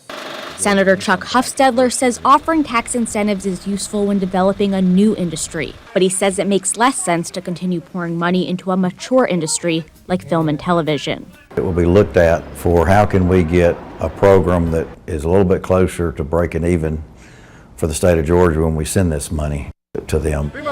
And right now, he says the state's film tax credit is costing every household in the state about $300 per year. So we've got to get a little bit better control of it and not have a unlimited program, that puts us at risk. In 2022, Senator Hufstedler proposed capping the film tax credit at $900 million per year. House Bill 1437, all references and moving film but his legislation did not make it out of the Senate. Has been eliminated from this bill. This year, he doesn't know if he'll propose a cap again, but he will try and make some modifications to the current program. Let's see it. There's no way to tell how things will play out, but his plans are sure to be met with some opposition. And that joint House and Senate panel, which is currently reviewing all of the state's tax incentives, is expected to issue recommendations in January, just as the legislative session kicks off. Of course, we'll be watching closely. Reporting in Atlanta, Rachel Polanski, Atlanta News First. And as our Rachel Polanski mentioned, this is not a fight that is far from over, for that matter. A lot of lobbying efforts go behind bringing those tax incentives to Georgia, which in turn creates jobs, creates opportunities for film industry workers. Our Doug Reardon talked to some of the folks that are still fighting that fight. We're at Athena Studios in Athens, Georgia, and this is stage one. One of Georgia's newest sound stages. Randy Davidson, CEO of Georgia Entertainment News, shows us around.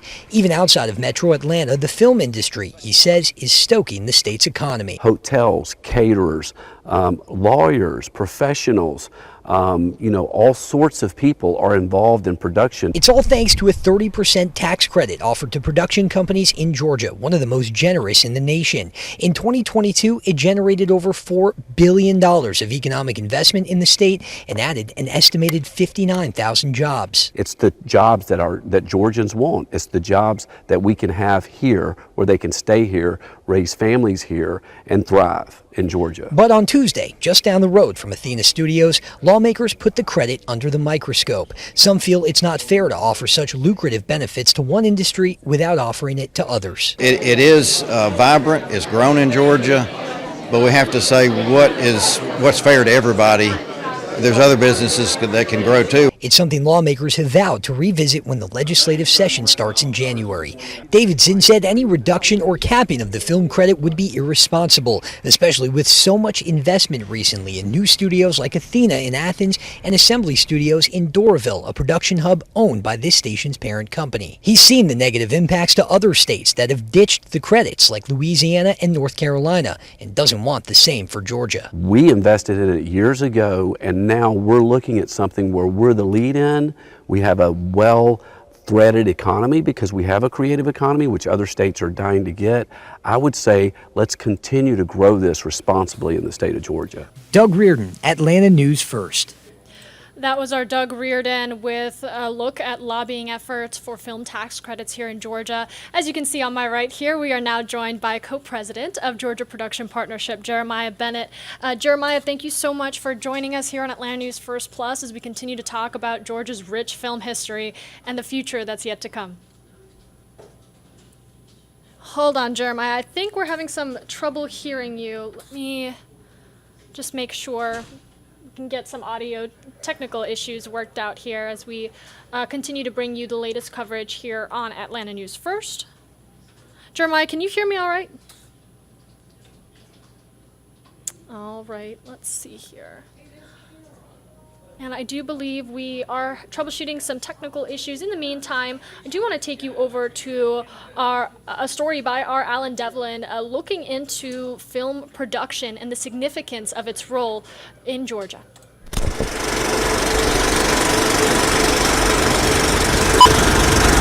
Let's take a walk through history, shall we? Is there any way that you could reach him? Yes. The film industry in Georgia has come a long way since it first started in the 1970s. And we sure didn't start here.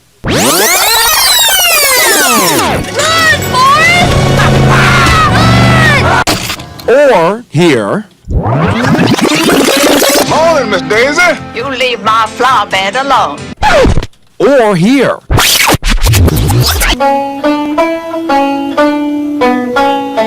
Where are you going, city boy? We'll find it. Well, let's go to the start of it, which was delivery.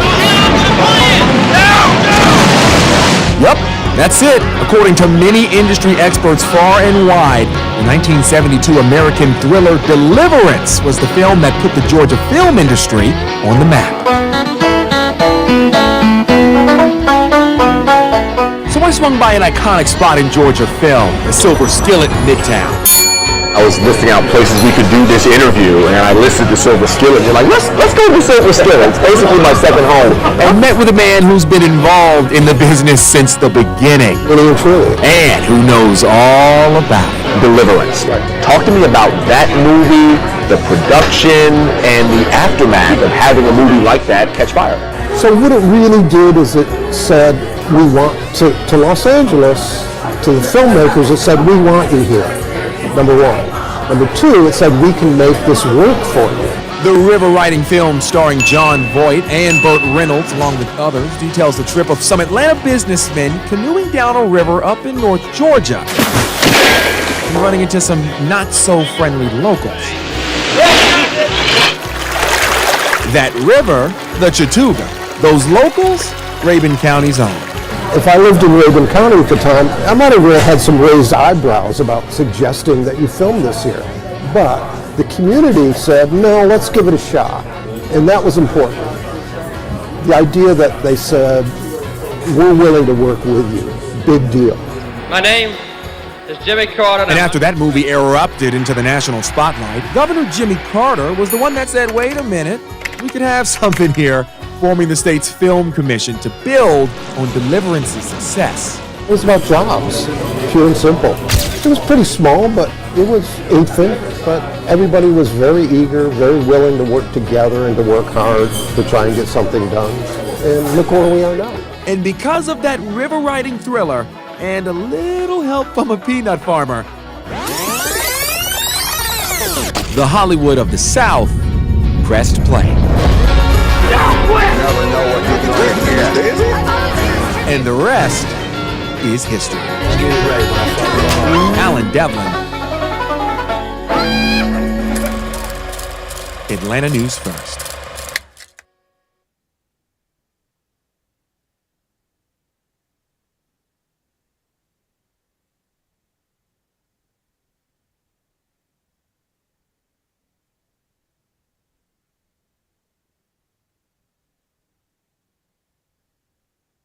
I want to bring in now Georgia Production Partnership co-president Jeremiah Bennett. Now, Jeremiah, we're going to test audio together. If I know you can hear me, I'm not sure we can hear you. Wonderful. Hopefully you can hear me now. Good morning. And I can hear you great. Fantastic. Thank you for bearing with us as we work through some technical hiccups. Thank you for all of you for sticking with us here on Atlanta News First Plus. So I wanted to bring you on here to talk about something very important, and that is the continued fight to advocate for filmmaking, for the film industry here in Georgia, and that is something Georgia Production Partnership does so well. If you don't know, it's a nonprofit coalition of companies and people that work to keep Georgia at the forefront of entertainment and fight for those tax incentives that we talked about, for those lobbying efforts, and so much more opportunities to bring film industry work here. You are such a big part of that as a leader of the Georgia Production Partnership. Talk to me a little bit about the GPP and what you all do here in Georgia.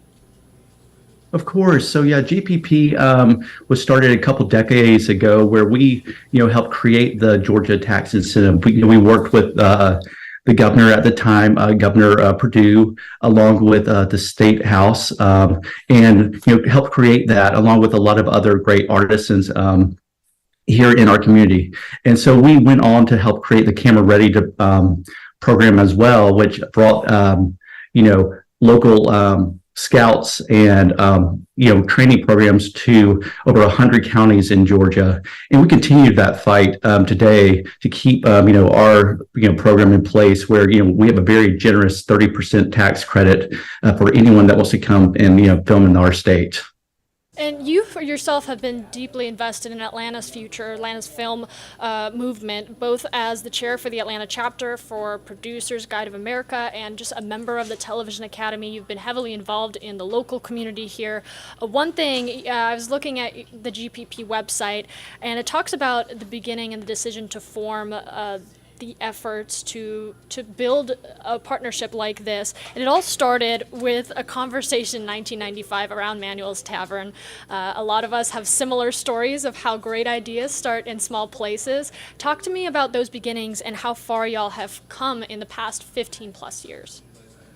Right. Yeah. So that was, just, a handful of, local independent and commercial filmmakers that just came up with the idea saying, hey, how can we, get more filmed here? When we lost the Ray Charles movie, and it was filmed not in our state, it was really a wake-up call of how can we make sure that we film Georgia stories in Georgia and also other great stories. So that started now, and now we have hundreds of members all through the state. Lots of dozens and dozens of businesses, from craft services to lighting companies, production companies, and even other companies that you might not think of. Your lumber company that helps support the building of sets, all coming together as a coalition to make great film and television and even gaming here in Georgia. What do you think it is about Georgia that makes it such a compelling place for film to accelerate and grow the way that we've seen it do? Yeah, so there's a lot of great things. I've been fortunate enough to film all over the country. So I've even been in LA in the last month, and I will tell you that Georgia, our counties are some of the greatest counties to work with film permitting. They don't hold up things. They make it easy to film here. Our cost, it's cheaper even without the incentive. Our costs are cheaper than anywhere else. So you add that incentive and you have such a great deal. Our crews are multi-talented in so many different areas. And then we have one of the most diverse landscapes geographically, but also our talent base here. You have so many different races here of folks that are all very, very talented. You go into other communities and you don't have that diversity. On top of, we have a great airport, so you can fly, to Europe, in 5 to 7 hours. You can, fly direct flights pretty much anywhere in the world. So that gives us quite the advantage. World's busiest airport, or world's most efficient airport, as our mayor Andre Dickens likes to say. We talk about Georgia being home to some classics, Deliverance being a big one that inspired then Governor Jimmy Carter to push forward film initiatives here in Georgia, but so many others, a lot of Marvel movies coming out of Georgia, and similar fan favorites. With Assembly Atlanta, this 135-acre space that's dedicated to warehouses and film offices and building people up and creating film jobs, what goes through your mind as someone who's been advocating for more investment in the state for so long? Is a mindset of hope and excitement, because in the next couple of years we will have more purpose-built stage space. We'll have over 7 million square feet of purpose-built stage space here in the state of Georgia, which is over 1 million square feet more than even in Los Angeles. So we are growing and we have more resources here than anywhere else in the country. And for those that are trying to get involved in film industry work, they're now seeing Atlanta as this media market giant, similarly to Hollywood, similarly to New York. What do you have to say to them if they are thinking about making that leap of faith? Get involved in your local organizations. Of course, a Georgia Production Partnership. We have a networking event tonight at Serendipity Labs that's open to anyone that wants to come by over at the Perimeter location. But also Georgia Impact, the Atlanta Film Society, all of these great organizations, the Atlanta Jewish Film Festival. All these are wonderful organizations that you can be part of that will get you to meet with industry professionals. Filmmakers, just all those around you. So just show up at a few events and dive into the water. We're talking with co-president of the Georgia Production Partnership, Jeremiah Bennett. As we talk about Georgia Production Partnership in particular, the guys in the ring fighting and advocating for film investment, for film opportunity here in Georgia, what are some things that you and your organization are doing to incentivize continued growth in the state? We believe education is really important. So, we believe in things like the Georgia Film Academy. So, we partner with anything they have. We also partner with the PA Academy, which is a production assistant. That's what a PA is, of course, and that's where you start at the very beginning. So we offer that workshop at a discounted rate to help people dive into the industry. We work with local film festivals. We do trainings throughout the state, and of course, we talk to representatives through our personal selves, but also through our lobbyists at the State House to advocate for these tax credits to continue. Jeremiah Bennett, thank you so much for your involvement and everything that you do for Georgia film here locally.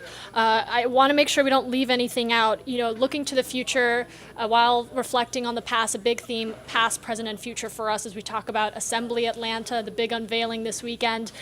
For you and all that you are going to continue to do here locally, any final thoughts? You know what? We should never sit on our laurels. We should just continue to say, hey, how can we keep this great culture that we've already built, but also how can we make it better? And I'm excited to see everyone this weekend at the gala. I'll be there. Thank you so much, Jeremiah Bennett. Again, co-president of Georgia Production Partnership. If you're looking to get involved, they hold community events. You can visit their website for more information and learn how you can get involved in uplifting Georgia film industry workers here in the Peach State. Jeremiah, thank you so much. Thank you. All right, as we continue to take you through our Assembly Atlanta coverage, I want to show you a little behind the scenes of our newsroom this week. That is the site of Assembly Atlanta. As you can see, our Atlanta News First news at noon, coming up in 15 minutes, is going to be broadcast to you right out of here. So we'll be right back with your continued Assembly Atlanta coverage. Severe weather. Atlanta's no stranger to it. Power outages, flooded streets, hail damage. We've seen it all. That's why Atlanta News First has the largest team of meteorologists in the entire Southeast to keep watch over your street so no neighborhood is left in the dark. 7 meteorologists giving you first alerts no matter where you are. Days before a drop hits the ground, hours before the first rumble of thunder. To keep you ready for anything, this is why we first alert. This is your home for Atlanta TV.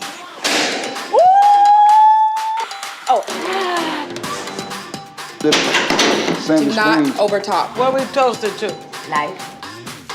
That is glistening, by the way. Beautiful? Wow.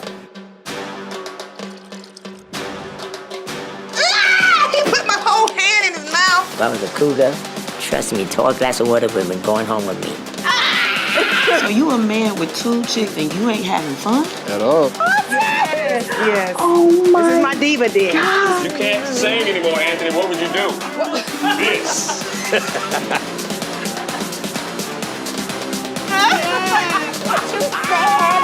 It's all local and it's all Atlanta.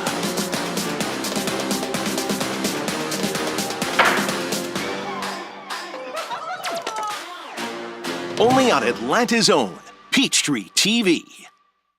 It's a problem every night on Atlanta roads. Drivers without lights. Now you see me, now you don't. So why does it keep happening? Atlanta News First investigates, exposing a fault in many cars that's leaving drivers in the dark.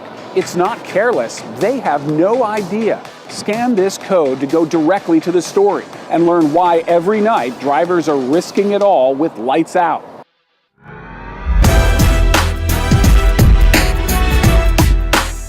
Welcome back here to Atlanta News First Plus as we continue our coverage of Assembly Atlanta ahead of the big unveiling this Saturday. And we are following all of the stories brought to you by our Atlanta News First reporters, our hardworking team on site at Assembly Atlanta, bringing you the latest news and developing stories in your own community. As we talk about Assembly Atlanta, this location in Doraville, very special place to the Doraville community. This is formerly the General Motors assembly plant. Now it brought with it thousands of jobs, uplifted so many people in this town.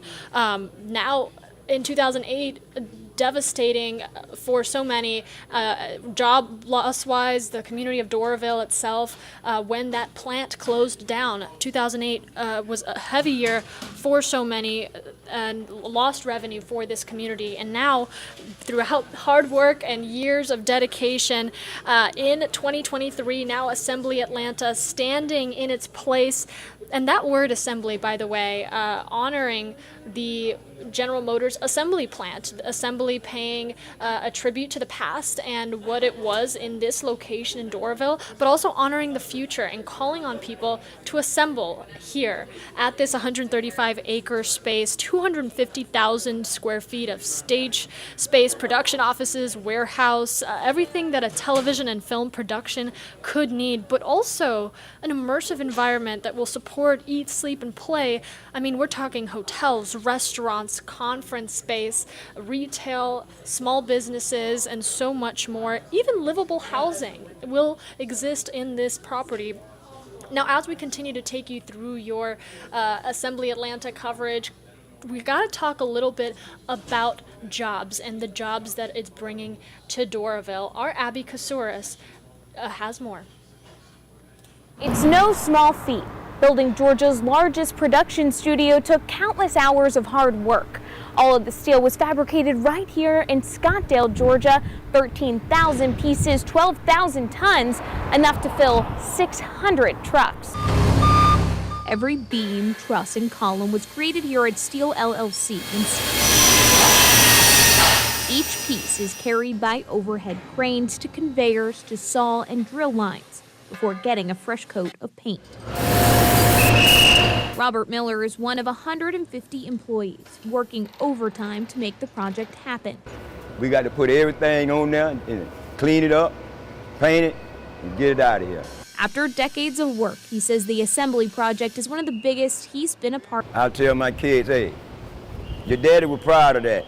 The company has been in business since 1947, working on the World of Coke Museum and Falcon Stadium, but Rob Williams says the assembly project put them on the map.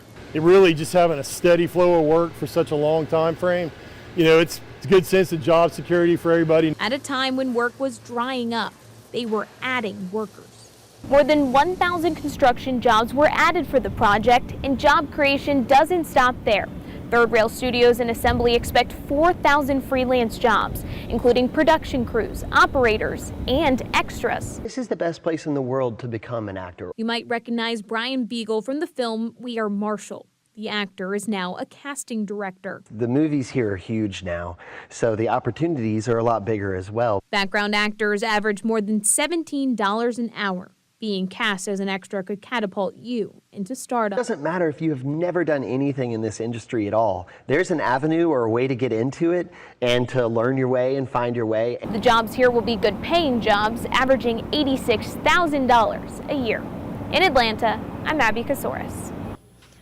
A lot of jobs coming to Doraville, coming to surrounding communities, all stemming from the vision of our CEO, Great Television, Hilton Howell, and so many that were on board and were wanting to make it happen. And now here we are today, Assembly Atlanta, soon to be unveiled, and soon you'll see all of it in its glory. We're taking you through all corners of this massive 135-acre space that will be dedicated to uplifting film production here in Atlanta, but also uplifting small businesses and so many Doraville community members that will be directly benefited from this project. We actually had our anchor Tracy Hutchins sit down with Hilton Howell as they take you around some of the more impressive parts of Assembly Atlanta.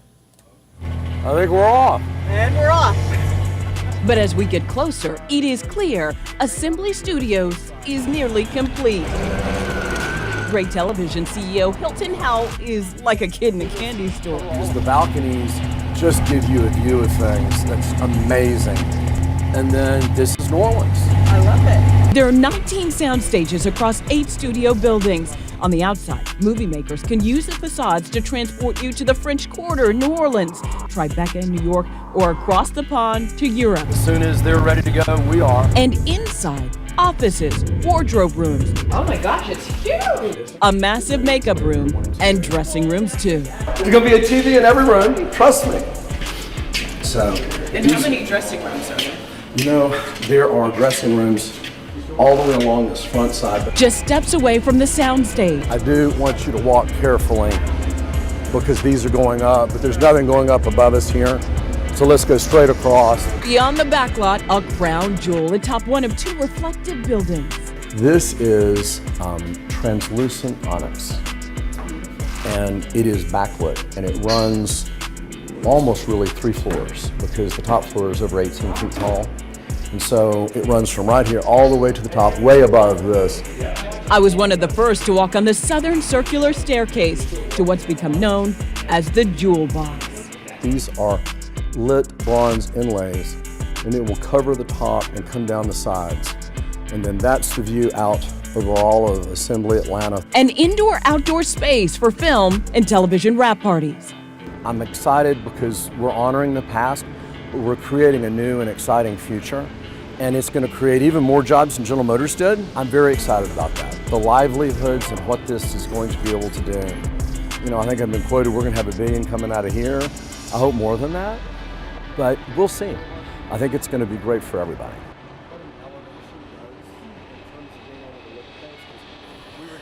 All right, taking you a little behind the scenes with CEO Hilton Howell, a proud visionary, bringing to life Assembly Atlanta as we count down final days until that big unveiling. Hey, we have a couple more minutes together.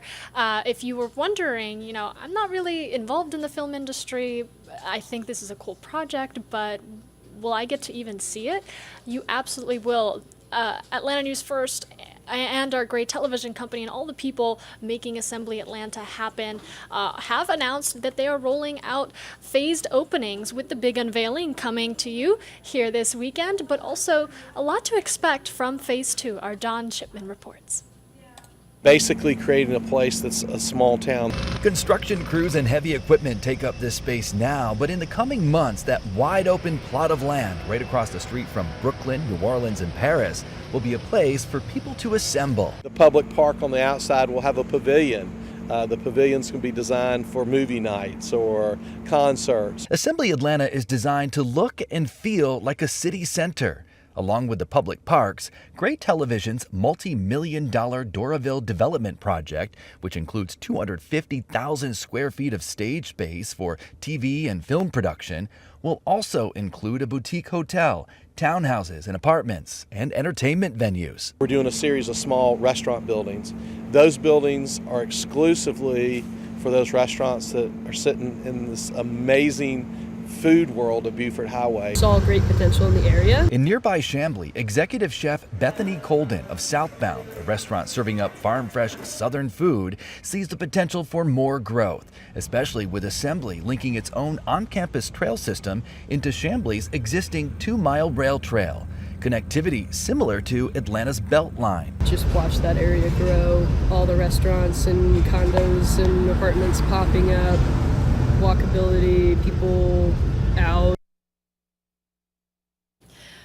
A little look at what's ahead in the coming months. This is going to be a project that builds upon itself, not only bringing film opportunities here to Georgia, but also bringing to life a space for the public to enjoy, maybe on a weekend, maybe when you have a chance to come out to Doraville, and building up that community with every ounce of these efforts and all that is being invested with Assembly Atlanta. All right, final few minutes. We are looking ahead to our Atlanta News First at News at Noon. You can see Rick Folbaum, Lana Harris getting ready to deliver you your top stories. We are following some major breaking news and developments from earlier this week, so make sure that you tune in with us on Atlanta News First and on Atlanta News First Plus. We are on Roku TV, Apple TV, Amazon Fire TV.